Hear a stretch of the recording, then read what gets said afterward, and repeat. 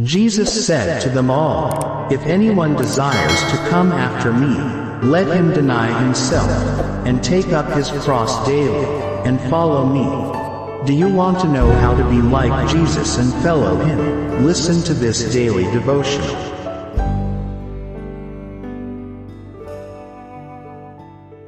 Temperate habits and physical exercise produce vigor. October 13th. Therefore, having these promises, beloved, let us cleanse ourselves from all filthiness of the flesh and spirit, perfecting holiness in the fear of God. 2 Corinthians 7, verse 1. Many have suffered from severe mental taxation, unrelieved by physical exercise. The result is a deterioration of their powers, and they are inclined to shun responsibilities. What they need is more active labor.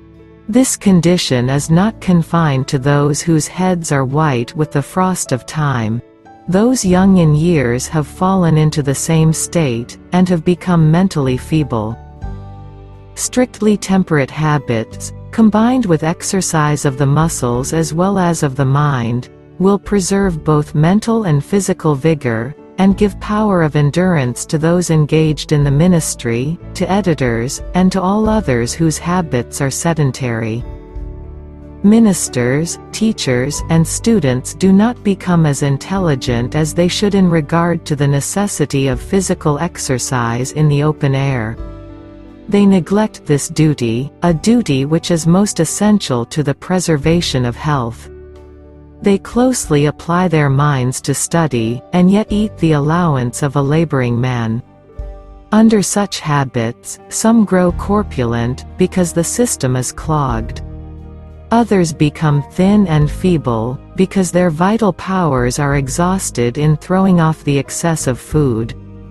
If physical exercise were combined with mental exertion, the circulation of the blood would be quickened, the action of the heart would be more perfect, impure matter would be thrown off, and new life and vigor would be felt in every part of the body. It is a sacred work in which we are engaged. It is a duty that we owe to God to keep the spirit pure, as a temple for the Holy Ghost.